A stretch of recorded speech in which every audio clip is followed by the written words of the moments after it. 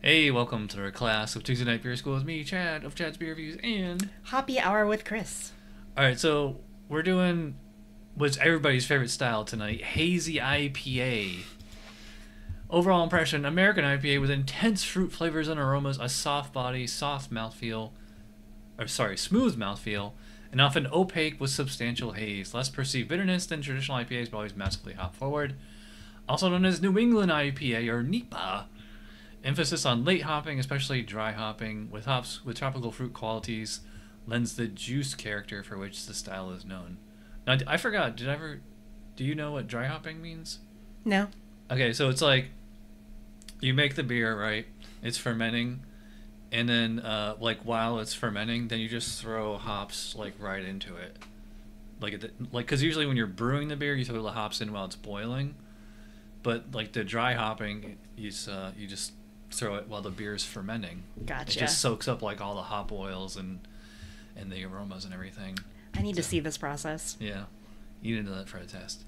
Heavy examples suggestive of milkshakes, creamsicles, or fruit smoothies are outside the style. So, well, then they should come up with a milkshake IPA style. Haziness comes from dry hopping, not suspended. Yeah. A hazy shine is desirable, not a cloudy, murky mess. Yeah, they say it started with Heady Topper, which I agree. Characters, ingredients: more flake grains and less caramel, especially malts. American New World hops. Neutral yeast, yeah. Well, they get really specific here. Balance the chloride-rich water. You would, you need to know chloride-rich. Chloride-rich water. What? Yeah. It's very salty. Oh. Minerals. Variety of hopping doses. Biotransformation of hop oils during fermentation adds to the depth and fruit complexity.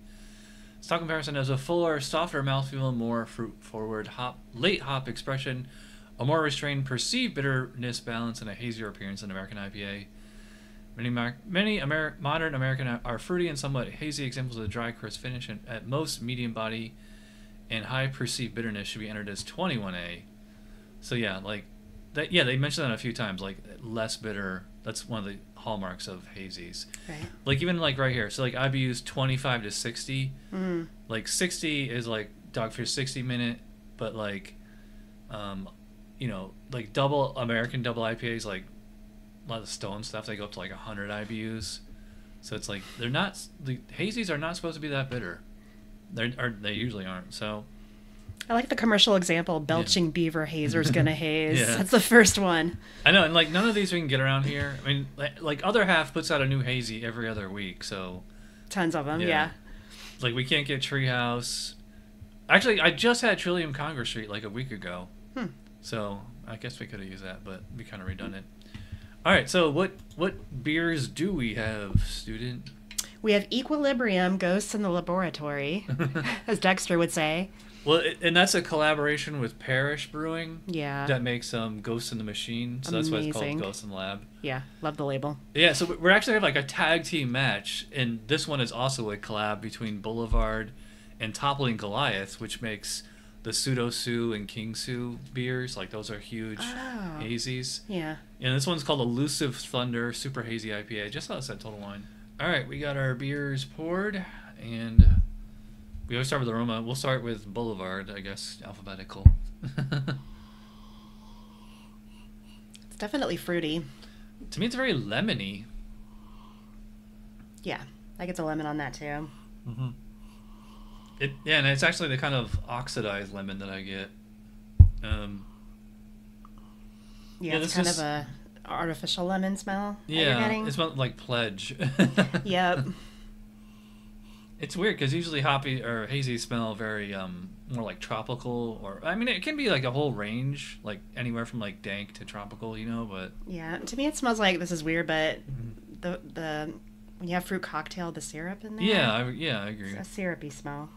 All right, let's try what's the Ghost one all about? It looks green. It does. So I'm expecting grass, but all right. So this smells like a hazy. This has that haze smell to it. Yeah, it does. It's just a fresher, hoppy. It's like tropical fruits, mango. Yeah, this one's. I mean, you can tell the difference night and day because this smells like lemon, and then this smells like this is This is more like pineapple. Wow. Yeah, this is very distinct after smelling the green one. Mm-hmm. It has like this kind of sweet kind of thing to it. Yeah. I would say this is more natural smelling versus the other one's kind of artificial. Are you getting dankness or grass on it? A little bit. Okay. It's there. All right, well, let's check the specs for aroma. Intense hop aroma with stone fruit, tropical fruit, citrus, other fruity qualities, not grassy or herbal. That's interesting. I think they should change that because a lot of hazies they smell grassy. Yeah. Clean, neutral, grainy, or lightly breaded malt in the background. No caramel toast. Yeah. Hazies, you never get toast or like any malt on it, really. Absence of any malt character is a fault. Neutral, fruity fermentation character. Esters from yeast and hops should not clash.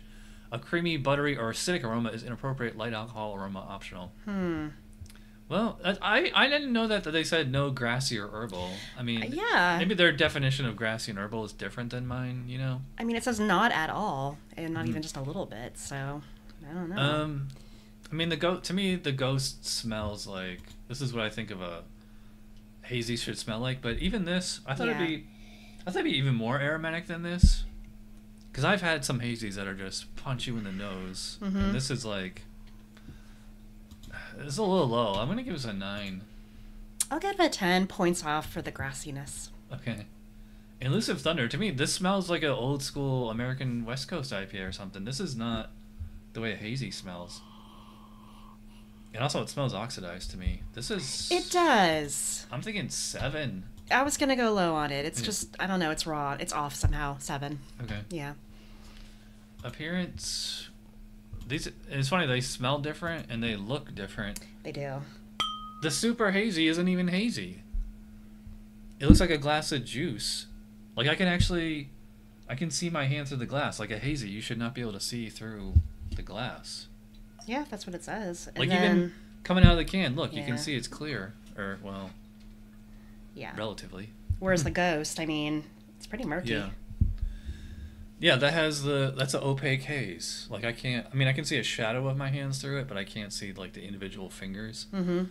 You know, and I mean, it's also where I'm so used to pouring hazies into the IPA glass, you know? Yeah. It's weird how like that narrow glass like that, like kind of forces it to get like that super marshmallow foam head, also the ghost head is still hanging around and the Elusive Thunder is not. Yeah. I guess that's what's elusive about it. Well, the Elusive Thunder is like a very gold color, and then the ghost has this like little bit of a greenish hue. Yeah, it's not really green, weird. But there's just a little bit of a hue there. Mm-hmm. So they look different. All right, well, let's check the specs on aroma. Oops. I'm sorry, appearance. Do it again. Color ranging from straw to very light amber, sometimes with an orange hue. Hazy, often opaque. Clarity should not be cloudy or murky. The opacity can add a shine to the beer and make the color seem darker. Any visible floating hot matter, yeast clumps is a fault. Medium to rocky, meringue-like white head with high to very high retention. Yeah, so the ghost is right there. Yep. That's full 3 out of 3 for me. 3 out of 3 for the ghost. But I could probably, I'm gonna do a 2 on appearance. Yeah, I could even give that a 1 because like it's only got like a slight haze to it and no retention. Didn't hold the head. Yeah, you know, I am gonna give that a 1. Man, Boulevard is really letting me down. The collaboration. They make great imperial stouts, and it's also something that they did with Toppling Goliath. So speaking of which, we'll start with the Space Camper. Cheers. Cheers.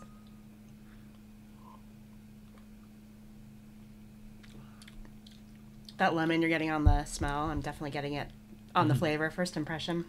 Yeah, to me it's more of like an orange kind of flavor. Almost like orange juice concentrate, like not the actual juice.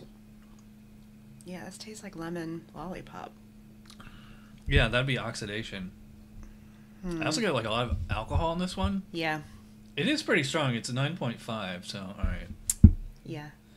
But yeah, I mean they're calling this a hazy IPA, and this is drinking like a West Coast IPA from 10 years ago that's just a little hazy. Do you think it's dank at all? No. No. Nah. And I'm not getting the tropical fruits I normally get on a hazy. Yeah, because the hazies are usually tropical up front and then grassy dank on the finish. This is very lemony up front, and I don't know, there's something else there. To me, this is just a standard double IPA. Yeah. All right, we're going to move on to the Ghost in the Machine. Cheers.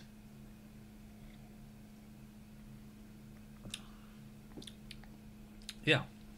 Just off one sip there, I'm like, yeah, that's how a hazy should taste. Mm-hmm. And feel, too. Like, it's such a night and day difference. Yeah. It's fruity. Not very sweet. Sometimes they taste like they could be sweet. There's a little bit of a bitterness here. Yeah. Has that... Yeah, that's definitely pretty bitter. I don't know what the IBUs are exactly, but... I would say it's actually more bitter than the Boulevard. Yes. For sure. Yeah, but it does have kind of like a more herbaceous or like herbaceous / grassy. I don't know if I'd go as far as say dank on this one. Not dank, yeah, grassy and earthy. I guess that's why. It has that greenish color to it, and the flavor matches it. It's herby in a way. Yeah. It has I get a little bit of pineapple. But it doesn't go so far as like being like the Dole Whip kind of flavor. Mm-mm. Yeah, to me it's like pineapple, maybe a little peach or something. Yeah. Maybe some mango. It's just very subtle. Yeah. What was the ABV on that one? This is 8.5. And like this, I'm not getting nearly the alcohol burn that I'm as the other one, and they're only off by 1%, you know? Right. Yeah, this one's very smooth. Mm-hmm. All right, let's check the specs for flavor. High to very high, fruity hop flavor, same descriptors as aroma. Yeah, I guess for the Ghost, I would say high, but actually they're both high hop fruity. Okay, they're both fruity, so check on that. Yeah. Low to medium malt flavor, yeah. Low to medium high perceived bitterness, often masked by a fuller body, and soft off dry to medium finish. So, oddly enough, I find the Equilibrium is more bitter than the Boulevard. It is. You would think it'd be the other way around, because like the old school IPAs tend to be more bitter than the modern day hazies. Yeah. The hop character in the aftertaste should not be sharp or harsh. Okay. Neutral to fruity fermentation profile supported the hops should not be sweet, although high ester levels and low bitterness may sometimes give that impression. Background alcohol flavor optional. It's funny because like if you actually go over this, the Boulevard actually does check off all those boxes, but to me it still just doesn't drink like a hazy, you know? Yeah, it's not doing anything wrong, but you're right. It's not hazy to me at all. Yeah, the Ghost is there. When we get to mouthfeel, even that. But I've had, which I'm actually surprised, or maybe it's just because we're drinking it like as a sample instead of the full. If I had like a full 16-ounce glass of the Ghost in the Machine, it might taste a little better. But like to me, this tastes like a average or above average hazy. Yeah. I'm gonna go 16. I feel like anything higher would be pretty generous. Yeah, I'll do 15 on flavor. Mm-hmm. And the Boulevard, it's definitely a standard IPA. It's really as a hazy, it's pretty poor. I'm gonna give that a 12. Yeah, I'll do 13 on that one. 13. You're being generous today. Usually, I don't like it. Usually, you're the stingy judge. I don't like it, but it's meeting some of those standards. All right. Speaking of which, let's talk about mouthfeel. Yeah.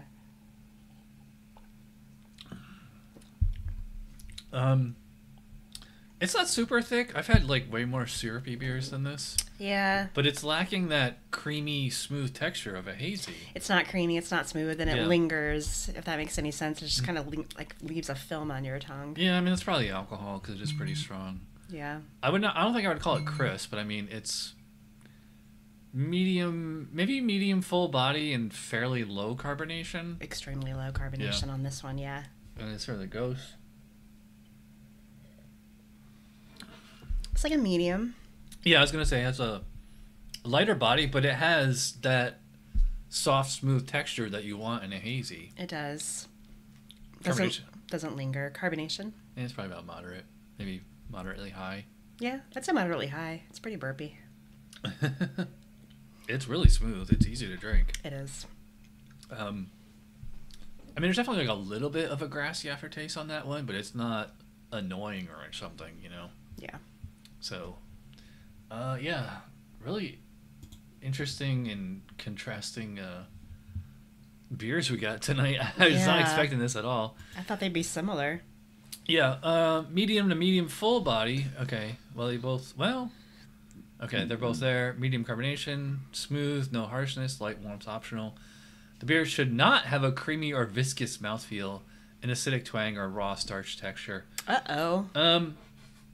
Well, creamy, they mean like it says, or viscous, like thick, like a Slim Fast or something, you know, like literal cream. But I mean, a lot of hazy. I think this needs to be updated already, because I would say a lot of hazies have a creamy texture, because a lot of them use oats now and wheat, which would give it a creamy texture. I think the Elusive Thunder has somewhat of a viscous mouthfeel, honestly. Yeah, it is a little. Like I said, it's because I was saying it kind of lingers. Yeah. Longer than I'd prefer. Mm-hmm. But it's yeah. Man, I feel like these specs are wrong. I'm grading to how modern day hazies are. I mean, it's 2024 and these were written in 2021, you know. Well, yeah, when you drink a lot of them, there's like a standard that the brewers are at least meeting, so. Yeah. Ghost in the Lab, I would probably give it the full 5 out of 5. That's how a hazy should feel. It's a 5 out of 5 for me. Mm-hmm. The Elusive Thunder, again, this is just a West Coast IPA. 3. Yeah. Yeah. Oops, not 33. Hell no. Overall, I mean, the Ghost was good. I thought it was going to be better considering the breweries involved, but to me, it's pretty standard. I think 7, maybe 8. Yeah, my average on this one's going to be an 8. It's not the best I've had, but it's fine. We're pretty much right there, 40 and 41. Mm-hmm. The Elusive Thunder, the Boulevard this is not what I think of as a hazy. I'm going to say 5. It's a 5 for me too. Okay. 28 and 30, yeah. I'm like I said, I'm surprised and kind of disappointed because, you know, Toppling Goliath, they do pseudo sue and this, I don't know what happened, but I mean, this is just not, look, coming out of the can, you can see that it is not hazy. Yeah, and it does taste oxidized. And and it's only, 3 months old? Like you can see this one, it's just a total difference, just right in the clarity. Yeah. So. I think you can see that. It's lovely. Yeah. Definitely. Look at the head versus that one. Yep. Alright, we're going super long, so if you watch all the way in, you're awesome. I guess we'll do double IPA next week. Alright. We'll see you then. Fun. Cheers. Cheers.